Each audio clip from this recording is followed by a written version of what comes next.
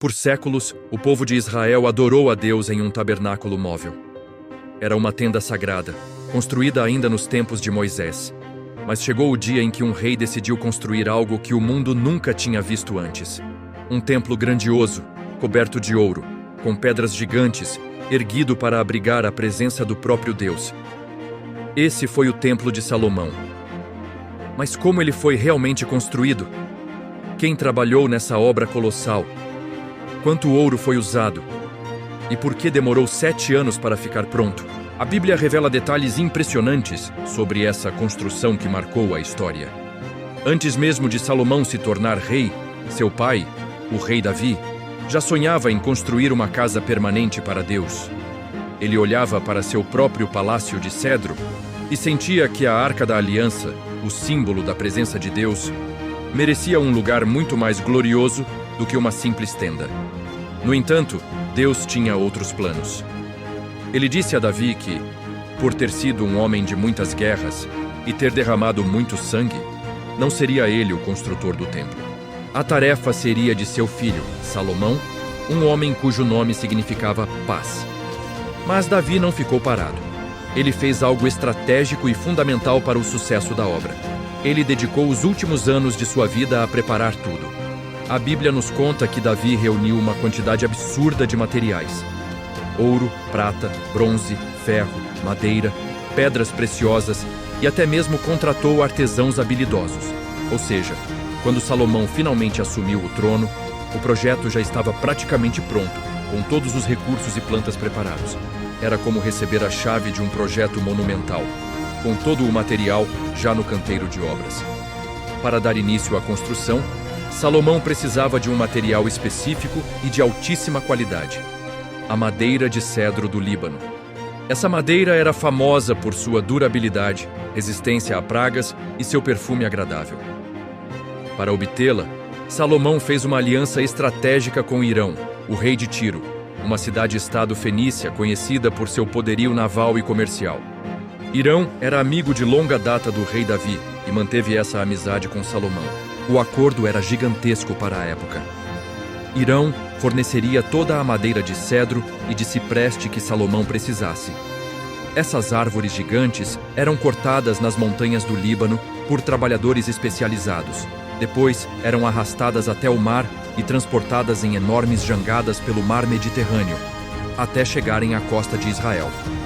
Em troca, Salomão pagava anualmente com enormes quantidades de trigo e azeite puro, garantindo o sustento do reino de Hirão. Era uma parceria internacional complexa, que demonstrava a habilidade diplomática e a riqueza do jovem rei Salomão. A construção do templo foi uma das maiores mobilizações de mão de obra da antiguidade. Os números que a Bíblia registra são impressionantes e difíceis de imaginar. Salomão recrutou, de todo o Israel, 30.000 homens para trabalhar em turnos.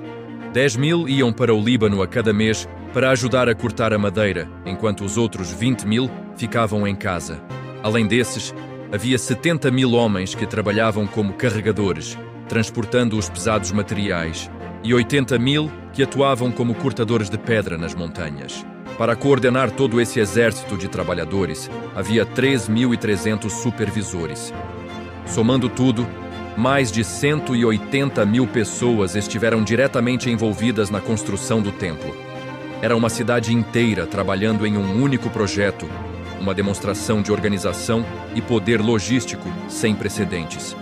E aqui surge um detalhe fascinante que revela o caráter sagrado da obra. A Bíblia nos diz que as pedras usadas na construção eram cortadas e preparadas nas pedreiras, antes de serem levadas para o local do templo em Jerusalém. Isso significa que, no canteiro de obras, não se ouvia o som de martelos, talhadeiras ou qualquer outra ferramenta de ferro. O templo foi erguido em um silêncio reverente. Imagine a cena: blocos de pedra gigantescos, pesando toneladas, sendo encaixados perfeitamente uns nos outros, sem o barulho estridente da construção. Esse silêncio não era por acaso. Era um sinal profundo de reverência e respeito, mostrando que aquela não era uma construção comum, mas a casa de Deus, um lugar de paz e santidade. Cada pedra chegava pronta, e a montagem era um ato solene. Em termos de dimensões, o templo principal tinha aproximadamente 27 metros de comprimento, 9 metros de largura e 13 metros de altura. Pode não parecer tão grande para os nossos padrões modernos de catedrais, mas para a arquitetura da época era uma estrutura imponente. Contudo, o que realmente deixava qualquer um boquiaberto não era o tamanho, mas o acabamento interior. O luxo e a riqueza dos detalhes eram simplesmente inacreditáveis. Dentro do templo, a quantidade de ouro era astronômica. A Bíblia descreve que Salomão revestiu todo o interior do edifício com ouro puro. As paredes, o teto, o chão, as portas, tudo era coberto pelo metal precioso. O altar do incenso, os candelabros, as mesas para os pães da proposição, tudo era de ouro maciço ou folheado a ouro. Era um espetáculo de brilho e opulência, projetado para refletir a glória e a majestade de Deus. Não se tratava apenas de ostentação, mas de um simbolismo profundo. O ouro, por ser um metal nobre e incorruptível, representava a pureza, a santidade e a eternidade do próprio Deus. Entrar no templo era como entrar em um pedaço do céu na terra.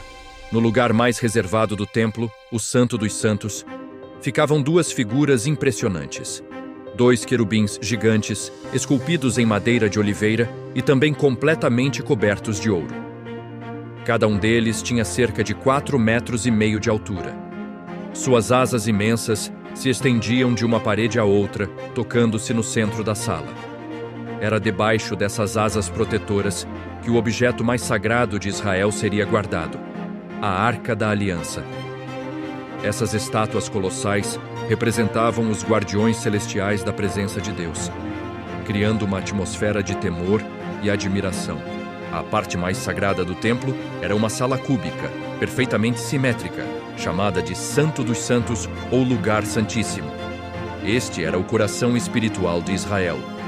Apenas o sumo sacerdote tinha permissão para entrar ali, e somente uma vez por ano, durante o dia da expiação, para fazer intercessão por todo o povo. Dentro desta sala, como já mencionei, ficava a Arca da Aliança, que continha as tábuas de pedra com os 10 mandamentos. A Arca era o trono visível de Deus na terra, o ponto de encontro entre o céu e o povo de Israel.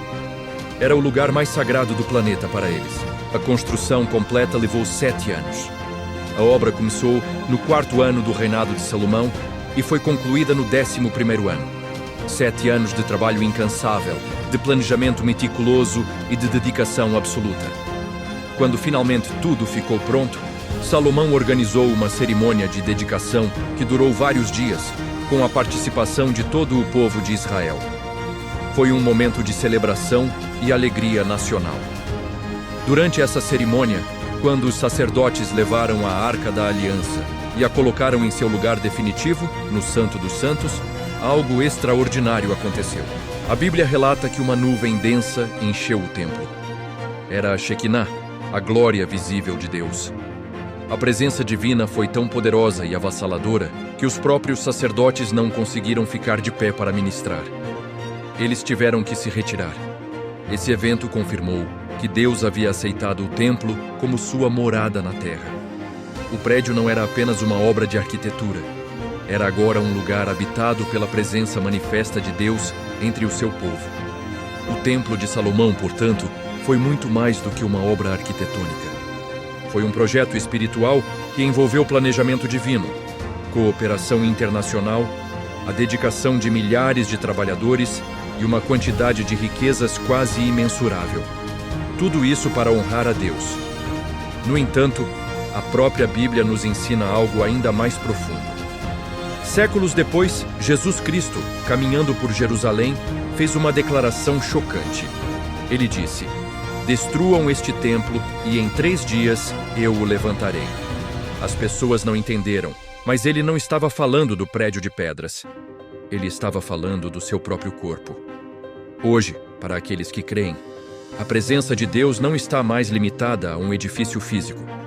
Através do sacrifício e da ressurreição de Jesus, o próprio crente se torna o templo do Espírito Santo. A presença gloriosa de Deus agora habita na vida daqueles que o recebem. A história do Templo de Salomão é fantástica, mas a verdade do Evangelho é ainda mais maravilhosa. Obrigado por assistir até aqui. Se você gostou de aprender sobre essa história incrível, não se esqueça de deixar o seu like, se inscrever no canal e ativar o sininho para não perder os próximos vídeos. Até a próxima!